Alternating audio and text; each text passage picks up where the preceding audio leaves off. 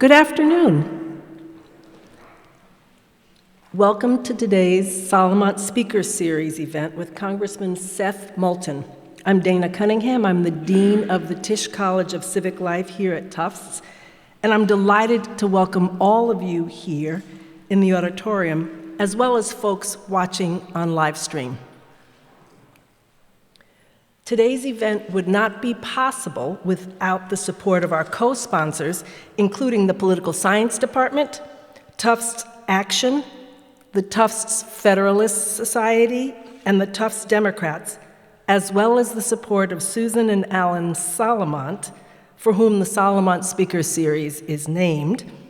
Thank you for your collaboration and leadership, Emeritus Dean Solomont. He is here in the room with us today.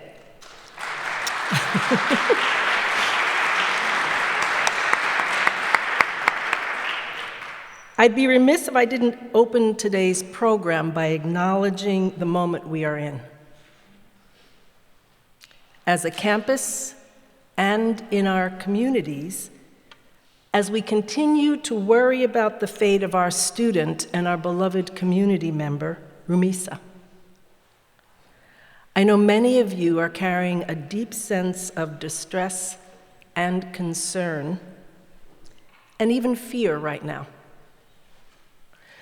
Today, my message is, you are not alone. We see you, we love you, and I'm glad that you're here. And I'm pleased that Congressman Seth Moulton is here, and that we have the opportunity to welcome him back to Tufts to be in conversation with us today. United States Representative Seth Moulton represents Massachusetts' 6th Congressional District. A proud Marine Corps veteran, he served 4 infantry combat tours in Iraq.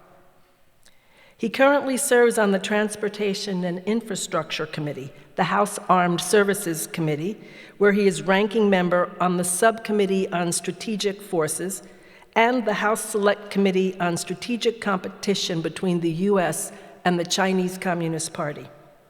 Among his many accomplishments, Congressman Moulton, in partnership with a fellow veteran from across the political aisle, co-authored the bill to designate 988 as the National Suicide and Mental Health Lifeline.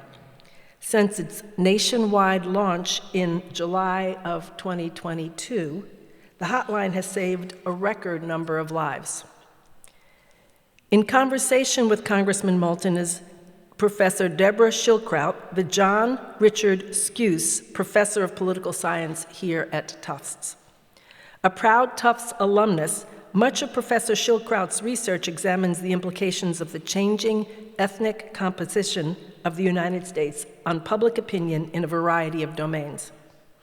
She also studies how liberals and conservatives in the United States feel about the factors related to democratic governance, and she is currently researching people's psychological connections to their states and the political outcomes associated with such identification. Thank you both for joining us this afternoon. Please join me in welcoming Congressman Seth Moulton and Professor Deborah Schildkraut.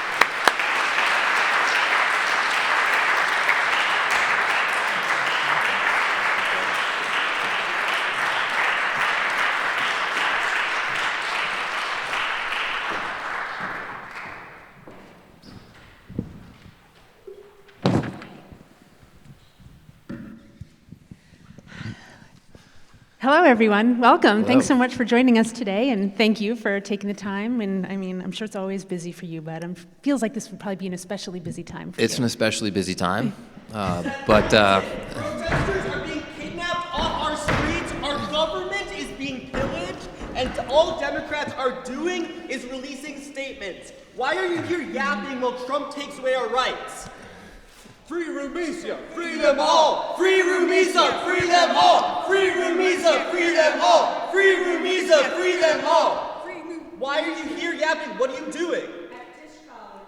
Seth Moulton. Seth The Moulton, right stop of here. students You to might protest. have to fuck off. Get off This is a very challenging and confusing time, your asses. Words and of fascists. both in the country and our campus. Don't talk fascist. Get up off your asses. Trump is gutting federal programs and benefits millions relying to survive. Free speech He's rolling back the small requires us to fight the climate crisis. to hear a variety of opinions. Students, I ask you to honor the free speech rights of Congressman Seth Moulton and Professor Deborah Schildkraut. Stand up, fight back. Tough students are under attack. What do you stand up, fight back? What type of military man would let a masked thug kidnap a student? We are asking the students now to please leave the stage.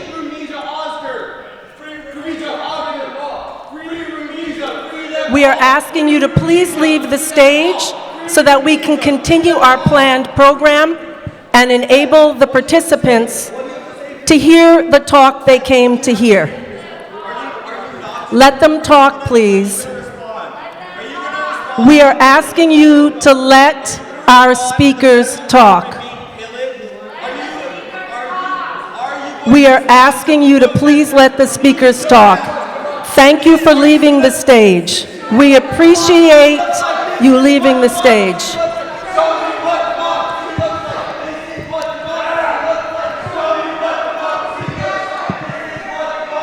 Democracy looks like a variety of viewpoints being aired and engaged, and we appreciate the time now to get back to the conversation. Thank you, and I'm sorry for that interruption.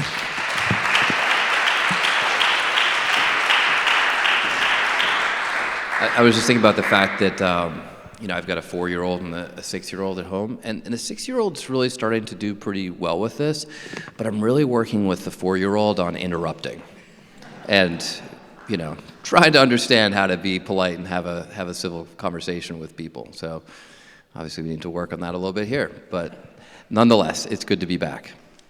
Well, and thank you everyone for your patience, and the concerns that the protesters were raising relate to some of the questions that I have prepared for us to talk about. And if you're all right for us to Let's dive right in. Okay. Let's not waste another minute. So it's actually my very first question. I want to open with a question about Tufts doctoral student Rumeysa Öztürk, who, as you know, was apprehended by ICE outside her Somerville home last week.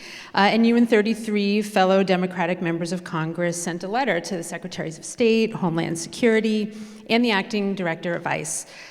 You were demanding full due process for Rumeysa and answers to many questions about her arrest and detention. Have you received a response yet? And what's your plan if you don't receive a response? And more generally, what realistically can Democrats in the minority do about this issue at this time? Well, let me just start by saying that, has everyone seen the video? It's absolutely horrific. When I saw that video, it looks like it comes from China or Russia or Iran. The idea that this would be happening on a street in Massachusetts is abhorrent and against every American value that we've stood for centuries. And that's why I've been so outspoken about this, along with fellow Democrats. Have we received a response? No. Why have we not received a response? Because it's completely unjustifiable. Because from the Secretary of State on down, or I should say the President on down, they have no justification for what they did. They can't even explain it. So I don't expect to get a response. I've written other letters to the administration, for example, asking Pete Hegseth why he just fired some of the most qualified generals in a generation. Apparently he didn't like the color of their skin, but he can't justify it, so he hasn't responded. Now, what can Democrats do? We're pursuing remedies through the judicial system. But we have this system of government where there are 3 branches, right? And when one is out of line, in this case the executive, the other 2 are supposed to provide that check and balance. There's no check and balance from Congress right now because the majority controls what we do in Congress, and Republicans are refusing to do anything, refusing to stand up for basic American values and American rights. On the judiciary side of things, we are pursuing remedies through the judiciary system, but Trump's meanwhile trying to undermine the judiciary system. And so he recognizes the threat that is to his agenda, as it rightly should be, and he's doing what he can to stop it. So the most important thing for Democrats to do holistically is to start winning. We have to win elections. And a lot of my effort and work right now is focused on ensuring that we win the midterms. But in the meantime, the best we can do is what I've been doing, which is being extremely outspoken. You know, I got in big trouble with a lot of people in the first Trump term for being the first member of Congress, House or Senate, to compare the rise of Trump to the rise of Hitler. And I walked off the stage, it was a Boston Globe thing here in Boston, and got this death stare from my comms director at the time. Like, you can't say that. But look, I said it because I thought it was true. And when you look at what happened on the streets right outside here, it's like the Gestapo. That's what the Gestapo was established to do. So I think it's a very, very dangerous time in America. And so short of winning in 2 years and just continuing to make noise on the issue, clearly it's something that a lot of people in this community feel very strongly about. Do you have other suggestions for people in the community as residents in terms of being involved on this issue? I do. I do have one suggestion, which is that we see the pervasive power of social media right now. There are places like with young kids where it's a real problem. But it's also a real democratizing opportunity for people to tell the stories of how the Trump administration's actions, how what Musk and Doge and other things happening at the federal level are impacting individual Americans here on the ground. So I'm really encouraging people. I do this when I've had a lot of town halls just in the last 3 months, and I've encouraged people to get out on social media and tell the stories of fellow Americans who are being hurt by Musk, being hurt by Doge, being attacked by this administration. Tell those stories. Find a veteran in your family who's having trouble getting an appointment at the VA because Musk has fired so many people at the VA. You know, I met with a bunch of families recently who rely on Medicaid to keep their kids alive. Not for a little help here and there, but literally to keep their kids alive. And it was powerful to hear those firsthand stories from mothers and fathers who are worried about losing their kids' lives because of what they're cutting. That's something that I can amplify, but those are stories that you can tell. And I think I wish there were more answers to this question. It's very frustrating that there aren't more answers because this is a winner-take-all business and Democrats have lost across the board, but there are things that people can do, and I hope you will. Thank you. And I'll have a follow-up question about town halls in just a minute. But first, we're here on campus today, and I didn't want to ignore that you and Tufts were in the news in the fall about issues related to trans athletes. And so since you're here, I wanted to give you an opportunity to speak to our community directly about that, if you would like, and reflect on this issue over the past couple of months. Yeah, sure. So, I mean, look, we've just been talking about the horrible, evil things that the Republican Party under Trump is doing. And it's un-American, it's unpatriotic, it goes against our very fundamental American values, first and foremost of which are freedom and liberty. The First Amendment to the Constitution is freedom of speech. And the Republican Party right now is going around burning books, another analogy to Germany in the 1930s. But the problem is that sometimes in our own party, which I would like to say stands up for American values against those assaults on basic freedoms, some people in our party have the same approach, which is just to try to demean or cancel those who express views they disagree with. And I think that's wrong. You know, I was asked in the New York Times interview why we lost the election. And I gave a variety of reasons, things that Biden had done wrong, things I think Harris had done wrong in her campaign, issues where we were out of touch. I talked about not being honest about the problem at the southern border. I talked about not being honest about inflation. Remember how the Biden administration was telling us it was transitory. Don't worry, nothing to see here. Don't worry about those egg prices. It's going to go away. And I also mentioned this point that there are a lot of issues like this that as Democrats we're not even able to talk about. And that was the point of my quote, right? It was not just about the rules for trans women in women's sports. It was the point that as a Democrat, I'm not even allowed to say that. And indeed, the backlash proved my point. It was exactly what I predicted. You know, protests over a sentence in front of my office, the political science department here saying they wouldn't support internships in my office. I mean, I thought to myself, I expressed this one view on top of an unblemished history, 100% rating from Human Rights Campaign, long before I came to Congress supporting LGBTQ rights, in the military, in the Marine Corps, advocating against don't ask, don't tell. Throw that out the window because it's a bad policy. And all that history doesn't matter because of one sentence. And I was thinking, my God, imagine if a Tufts student actually came to the political science department and wanted an internship with, dare I say, a Republican. What would they say then? The interesting thing is that the response from my colleagues in Washington was very different. I wrote an op-ed in the Washington Post to explain why I thought it was a problem that Democrats were seen as so out of touch on so many issues, so preachy, so scolding. If you don't agree with us, you're not only wrong, you're a bad person, and how that's alienating for a lot of voters. And I've never written an op-ed that's had more positive response from my colleagues, had more members of Congress, House, and Senate come up to me and say, Seth, you hit the nail on the head. Thank you for saying that. The problem is that they all said that in a whisper because they too were afraid to say it. I remember having lunch with someone who said, I'm so glad you said this. I totally agree, but I can't say that myself. And I'm thinking to myself, why can't you? Well, the definition of political courage is not standing up to the other party. It's not what these guys behind me were advocating for. They didn't really have, it wasn't very clear. I was listening to what they were saying. Speak up more, don't talk to students. I mean, I don't know what they wanted me to do. Go down and try to bust into this prison in Louisiana? I mean, they didn't offer any actual practical solutions to the problem. They just, wanted us to speak up. But speaking up against your political adversaries is very easy.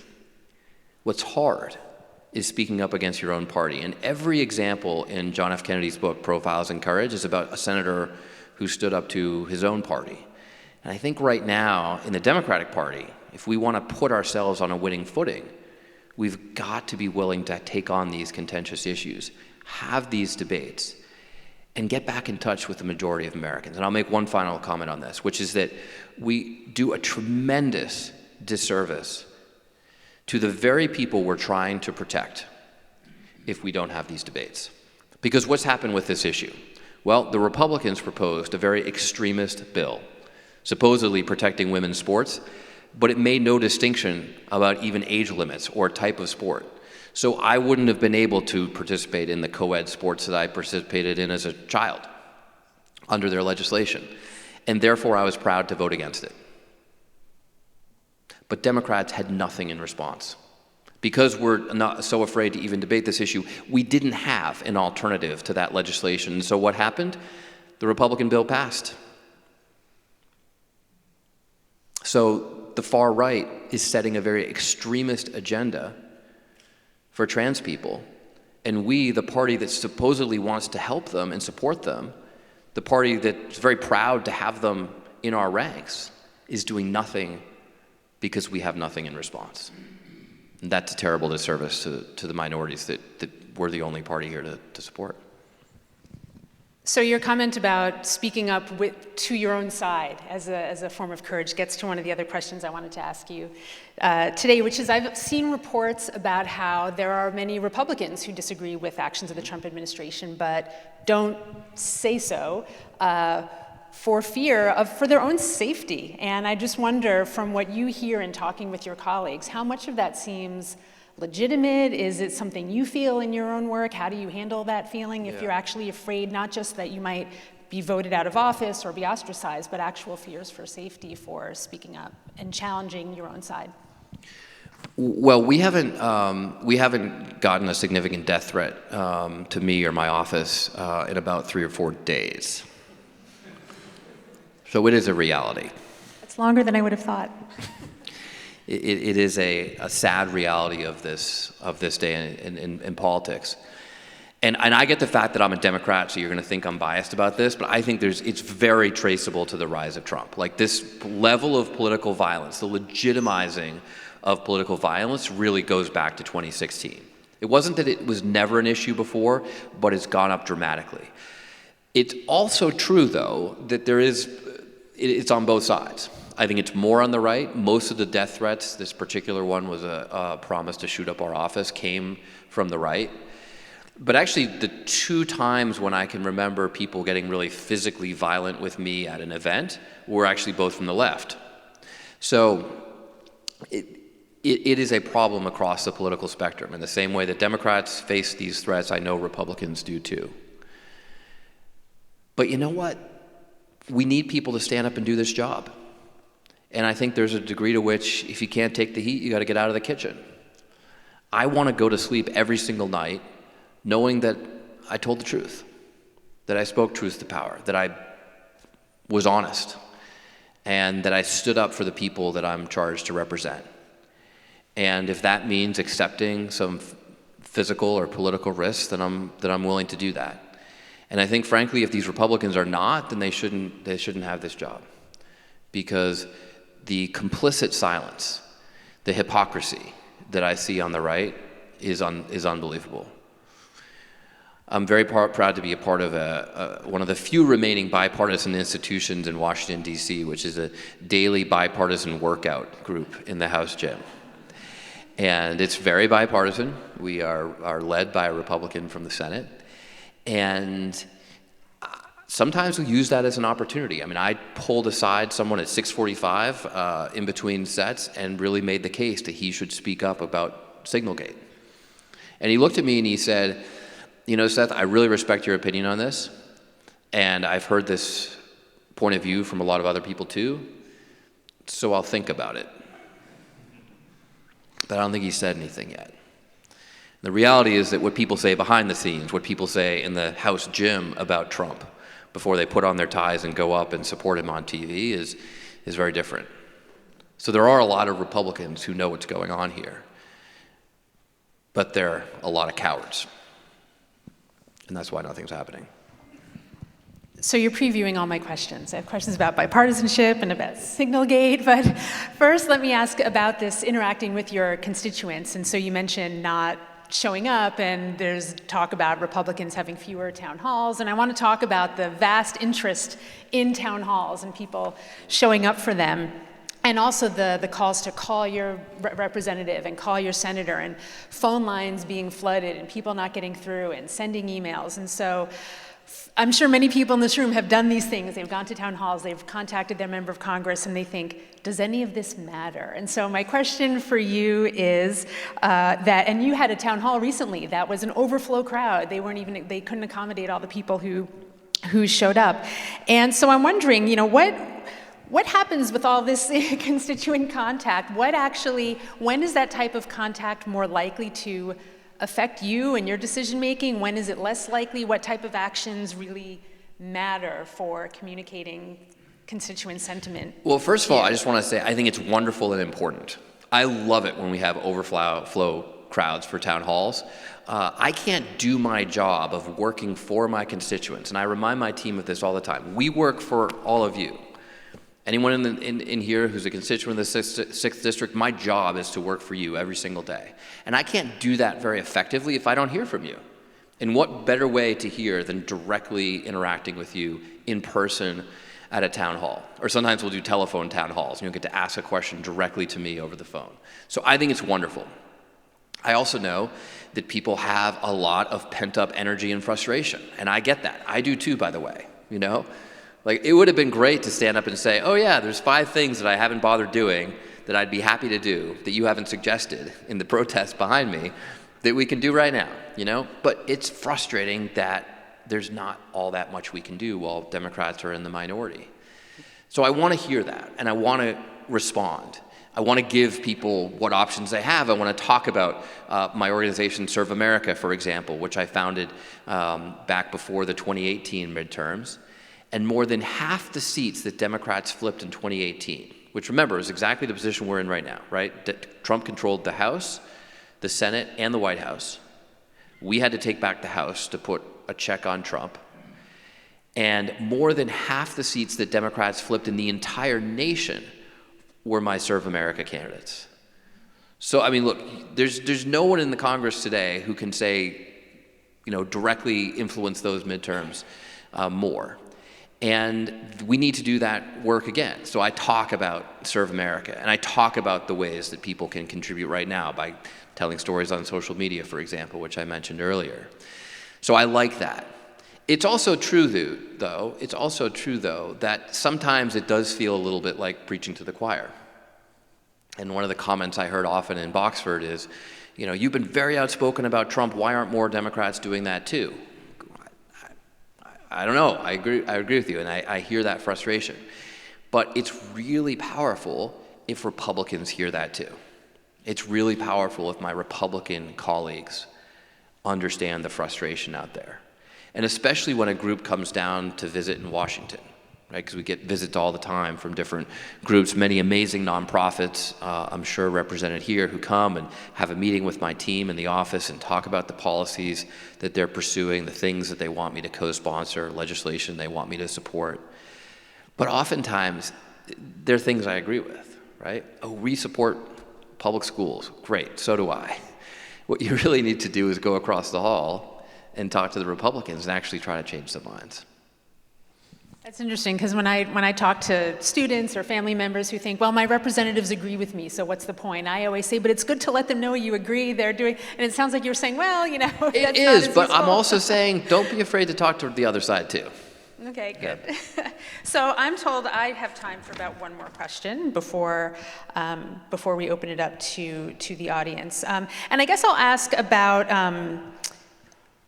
for those of you thinking of asking questions, I'm not going to get to bipartisanship or signal gate.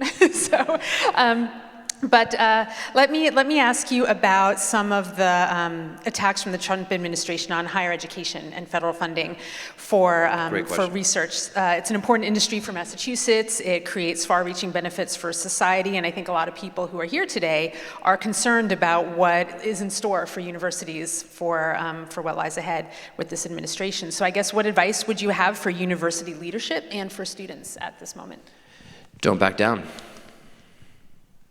Don't forget those core American values that's been such a through point in this conversation.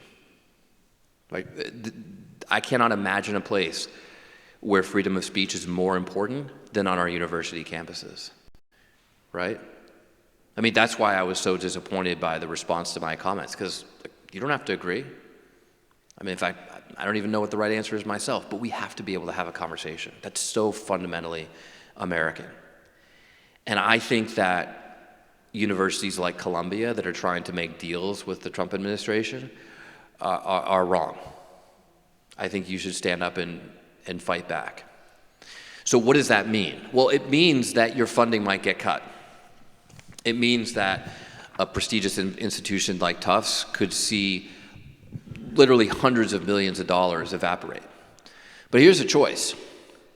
You either weather that storm and stand up for what's right, or you give in. So if you're going to weather that storm, what does that mean? Well, I think it's actually an opportunity for students and faculty to get together and say, we're going to make some sacrifices to help our university do the right thing. Now, I remember when I was in high school, we used to have to wash dishes in the dining hall. Every few weeks, you know, my dorm would be up and we'd be washing dishes.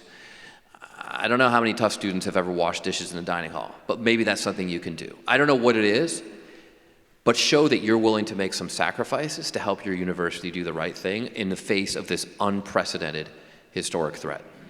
Because I think there will be a time, maybe a while in the future, when your kids or your grandkids look back at this time, study it in history, and say, what did you do when Trump was president?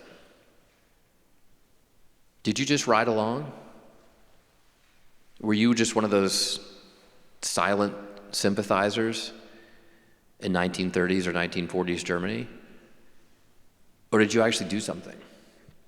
And I think you have an opportunity to help your university here do the right thing. All right, thank you.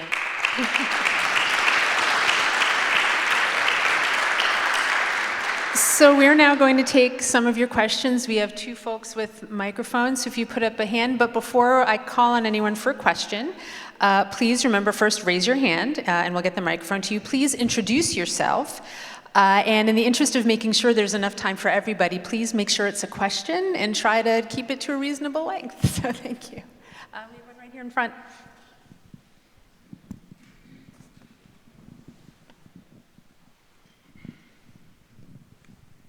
Thank you. Thank you, Congressman Moulton, for being here. My name's David. I'm a first-year student here at Tufts, and I'm the incoming president of the Tufts College Democrats. I am also a constituent of yours. I know you pretty well, and I think one thing that I think has been kind of absent from this conversation is a call to action for young people in this moment who are angry about what they're seeing at the university. They're angry about the situation with Rumesa. They're angry about the fact that they're not represented and they don't see a way to get involved in politics right now at a time when you said, a few minutes ago, that if you can't take the heat, get out of the kitchen. What do you say to young people right now who are in this space and are thinking, maybe I can't take the heat. Maybe I'm from an identity that's being attacked. And I guess, how do you think that they should get involved? It's a great question. I recently met with, just a couple days ago, met with a group of Ukrainian refugees who are in the district. I'm a very strong supporter of Ukraine. And every one of these refugees was here legally under different, various immigration programs, but primarily temporary protective status. This is one of the immigration categories that's being attacked viciously and lawlessly by this administration. And David, they asked the same question. They asked, should we be afraid of speaking out? And it was a very painful moment for me, not just as a congressman, but more fundamentally as an American, because I couldn't honestly sit there and say, no, don't be afraid. The reality is that it's easier for you and I, longtime residents of Massachusetts, white people, to stand up to this administration than it is if you are perfectly legal with all the same rights, but here on a student visa. And so I can't honestly say that if you're here on a student visa, you don't have to worry. And that makes me really sad. But I do think that it is important for people to stand up, and especially if you have the privileges, David, that you and I do. We should be speaking up. We should be working. We should be opposing the lawlessness of this administration, the unconstitutionality of the things they are doing, with every opportunity we get. Now, it's useful to be strategic about this, right? Think about where you can get involved in things that make a difference. You don't need to just, volunteer for your local congressman if he has an easy re-election. We were talking earlier about going up to help Jared Golden in Maine, who's going to have a tough re-election in 2026. He represents the most Trump district in the entire country, and he's only 2 hours away. So there's a great volunteer opportunity for students. There's an opportunity, as I said earlier, to help your university make the right decisions here and make sure the university doesn't give in the way that some law firms and universities have across the country. And there's absolutely an opportunity to speak up for your fellow students. I was very fortunate to meet with another constituent that I represent who was one of the co-authors of that op-ed that supposedly, although we don't even really know, is responsible for Ms. Ozturk's detention, her lawless detention. And good on him for being willing to have a conversation with me. And he gave me some things, we talked about some things that we could do and I could do in my office to further stand up for her and for all the people who feel like they're under attack. So yes, there are great opportunities to do more, and I absolutely think that people should speak up. But I also think it's safe to say that look out for your friends. One of the things about living in a wannabe dictatorship where people get snatched off the street is you might think you understand why she was taken or why he was taken down in Colombia. But every single one of us should ask, who will be next?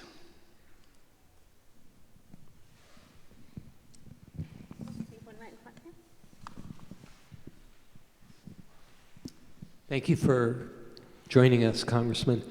My name is Steve. I'm a retired faculty member.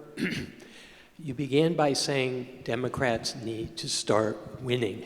Yes. And you referred to the upcoming midterms. I've read recently that the Third Reich disassembled the Weimar Republic in something like 2 months and 3 weeks. How confident are you that there will be midterms in 2028? I don't think it's fear-mongering or extremism to be concerned about this. One of the ways that this happened in Germany was basically giving Hitler a whole bunch of emergency powers. There was one particular event, the Reichstag fire, where a fire consumed much of the Reichstag. It was blamed on external communist sympathizers.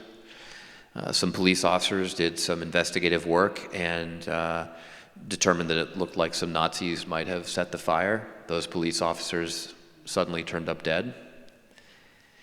And this was used as a pretext for the Congress to say, oh, we got to give a whole bunch of powers. Is it that hard to imagine some disaster happening in America and a majority Republican Congress just saying, oh, we need to give Trump executive authority?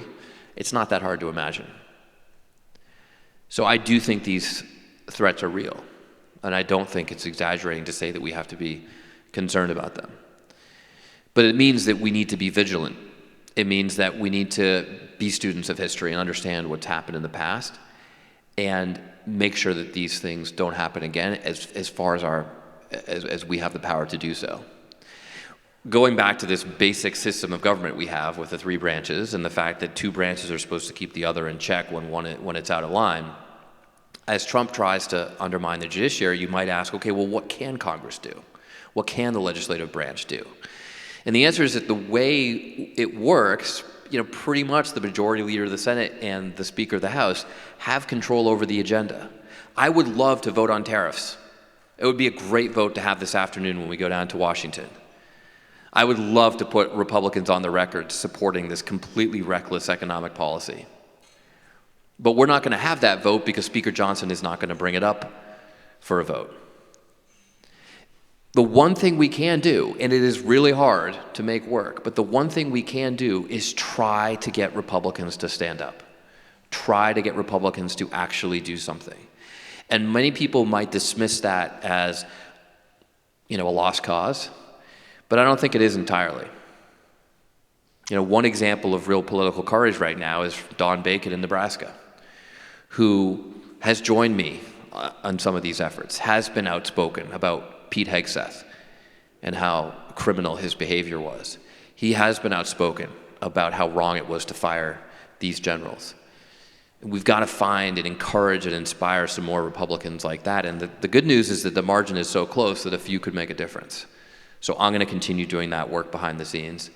And that's why it matters for Republicans in Congress to hear from the American people. Thank you for the question. We have one in the back. One in the back. For first row in the back. Oh, sorry. Yeah, right there. Hi, thank you for coming. I'm a jumbo mom and spouse. My question is related to the lack of information that Fox News viewers are not hearing about the stock market crash. I understand they did not cover the decline in the stock market last week. How do you have a plan of getting through to them, to educate them? Yes, I go on Fox.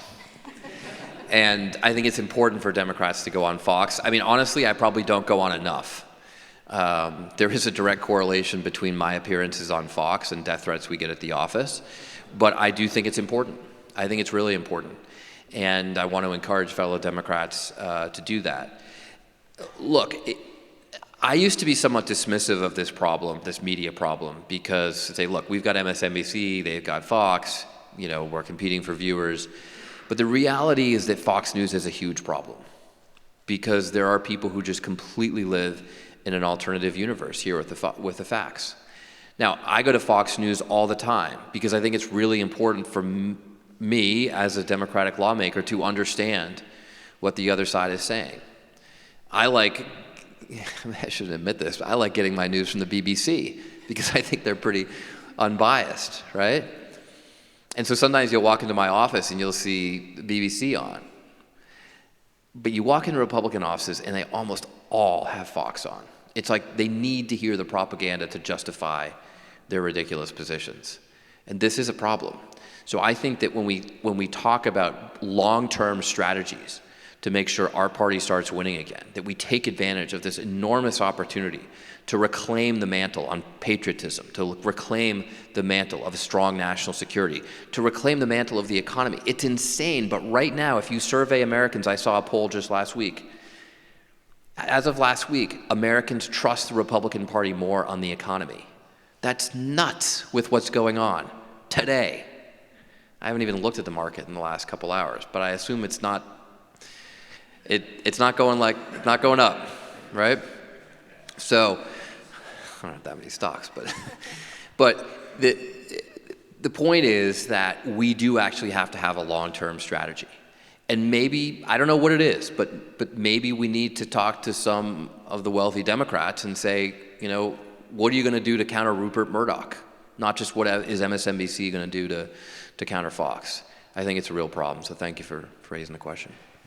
Thank you. And to the person you faked out before. Congressman Moulton, thank you for coming in. My name is Zach. I'm a first-year student at Tufts, originally from New York City. I wanted to extend on some of the previous questions and ask a bit more about what you envision the future of the Democratic Party is. Do you think we're going to get a big spike more to the far left? Do you think we're going to try to go to the middle of the political aisle, perhaps retool some of our current political positions that were broadcast in the last election? Thank you. Yeah, great question. I think it's super important. I think there's two fundamental things that Democrats need to be doing right now. One is standing up to Trump. That's pretty obvious, and we need to do it stronger. We need to be more effective. We can't be afraid to call him out. Like I called him and Vance cowards as they sat with Zelensky in the Oval Office. That's the appropriate term for the way they were behaving, and I'm not afraid to say that. But the second thing that Democrats really need to be doing right now is reforming our party so that we can win, because we've got to admit that we lost across the board in what should have been the easiest election of our lifetimes. And anytime you hear an establishment Democrat say, oh, well, we didn't really lose by that much. The popular vote margin was pretty narrow. The House did better than the national elections for president. That is just an excuse for not changing. That's an excuse for maintaining the status quo. This should have been so easy. We were running against a convicted felon, folks. And when you lose an election like this across the board, by definition, you've lost touch with the majority of Americans. So we need to talk about how we become a majority party again, how we expand. And I love what Bernie Sanders and Alexandria Ocasio-Cortez are doing for the base. That's really important. But that does not help Jared Golden win that seat in in Maine that we desperately need if we want to get a majority in the House of Representatives. That's not going to help ensure that we win a Senate seat in Michigan that's up for grabs and is going to be tightly contested. We have got to expand and take advantage of this extraordinary opportunity to win over independents and even Republicans who are alienated right now by Trump. So these are the questions we have to be asking, is how do we maintain that energy on the left while also welcoming in people who may not agree with us on every single issue, who may not check every box of that liberal litmus test that some people think you're required to get an A+ on if you want to be a Democrat. That's where we need to focus our energies. That in some cases means rethinking some policies, but I think more than that, it means rethinking our attitude. And just being willing to welcome people in who don't agree with us on every issue. Being willing to go out and encourage people to come over. And it also means winning on issues that are really important to Americans, like the economy. There is no excuse for Democrats to let Republicans be trusted on the economy with what they're doing. There is no excuse for Democrats to let Republicans be trusted on national security with the leadership you see from people like Pete Hegseth and Donald Trump. Are you kidding me? Cozying up to Putin? That's not strong. That's appeasement. We should be calling that out, and we should be winning on these issues. So it is a historic opportunity for us, and I think we need to take advantage of it. All right. So I'm afraid we only have time for one more question. We'll ask right here in the front. Hi, my name is Mariana Joyce, second year Seattle native, but my dad's from Dorchester. My question is, I'm studying abroad in Beijing next semester, so I am really looking at US-China relations. You talked about not liking the tariffs, understandable, but there's still China's BRI. There is also AI advancements. What would you be doing if you had the power, the majority, to combat US-China competition? Wow, we could talk for an hour about this. I mean, this is why I sit on the Select Committee on China. Let me make a couple points. The first is that I think this is a really serious challenge for us. Look, if Xi Jinping decides to invade Taiwan, it could start World War III. And the United States only has two options. We can stand up for Taiwan and defend them, as we've sort of promised we would do. And we'll probably win that war, but the casualties would be horrendous. I'm talking Vietnam-level casualties in a couple of weeks. Waking up tomorrow with 2 US aircraft carriers at the bottom of the Pacific Ocean. The second option is we say, oh, well, we don't care about Taiwan. That's this little island on the other side of the world. Forget it. I think that'll ruin deterrence for a generation. And the next time we have a conversation like this, we'll all have to put our phones in lead boxes outside because China will control every single advanced semiconductor in the world. Not just China, but the Chinese Communist Party. And that's if the semiconductors fabs even survive that conflict. Because if they get destroyed, either through war or just because the Taiwanese do not want them to fall into Chinese hands, then most economists think that it will be the Great Depression times about 10. So this is really, really bad if Xi Jinping does exactly what he says he wants to do, just like Putin said he wanted to take Ukraine. So we've got to succeed at deterrence. So whatever we do, whether it's diplomatic policy, economic policy, or military policy, it should be focused on ensuring that we do not have a war with China. The stakes are way too high. That means that we do have to have some diplomacy, and a lot of Republicans criticize Biden for just engaging with Xi Jinping. They were probably the same Republicans who criticized Reagan for having conversations with Soviet leaders and actually negotiating some nuclear deals. We should have dialogue. The second thing is we've got to have an economic policy that protects us, improves competition with China, but fundamentally encourages them to have the economic ties that will prevent war, not ones that will start them. And we have to have a serious military deterrent. We have to make the military case to Xi Jinping that he will not win this war if he starts it. So those are broad answers to an incredibly important question, but those are the types of things that we're trying to do on the Bipartisan China Committee. And I say bipartisan because it's probably one of the top 2 most bipartisan committees in all of Congress because so many Democrats and Republicans recognize this serious threat. We also would be way better off with a commander-in-chief who doesn't play with tariffs like it's a game, who doesn't signal to Xi Jinping that he doesn't care about Taiwan, and who doesn't undermine the credibility of our military by firing generals who Laura Lunatic, whatever her name is, disagree with. That's dangerous for our military, which means it's dangerous for our national security. I think it's really important that you're studying this, by the way. So good for you for being willing to dive into this issue. It's incredibly important to the future of the country. And sometimes when people ask me, why do I keep doing this? I actually think the single most important thing that I can do for my 2 little girls is prevent a war with China. Just do my tiny little piece to try to prevent a war with China. That's more important to their future than what school they go to or whether they make the soccer team or anything else. We've got to prevent a war with China. It's so critical. And so let me just, as I know we got to wrap up, I just want to end by saying that, for all these issues, whether you're a student thinking about studying in China, you're a Democrat wondering how you can get involved, you're a tough student who just doesn't want to see your university go the way of Columbia, this is a really important time in history for you to make a difference. It's a time when public service really matters. And just like in the first Trump term, I get a lot of young people coming up to me and saying, you know, Congressman, I was thinking about serving. I was thinking about serving in the military, or maybe going into the Peace Corps, or maybe serving in USAID. And I don't know if I can do that under this administration. Actually, it's a more important time for you to serve than ever. You know, you could be a military officer who actually has to have the courage to disobey an order because it's unlawful coming from the commander-in-chief. You could be a volunteer out there who's left on a shoestring budget because the rug's being pulled out from under you, and yet the people you are serving count on your help. Count on America to be there. So this is actually an incredibly important time to serve. So I hope that despite how discouraging it is, despite how outright frightening it can be at this moment in American history, that as you're here studying as students and when you graduate, you will consider doing something to serve our country.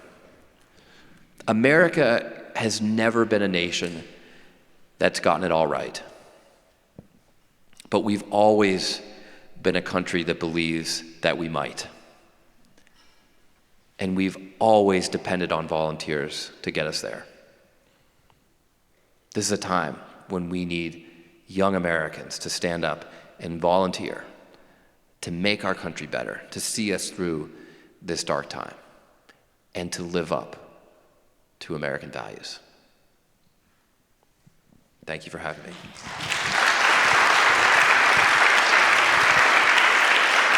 Thank you.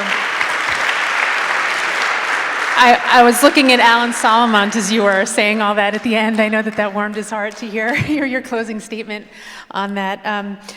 It breaks my heart, too, that I didn't get to call on everybody who had a question, but I really do want to thank everyone for turning out today and for giving us your attention for this time. And, of course, thank you to you for visiting us today. We really, really appreciate it. So, it's great to be here. Thanks.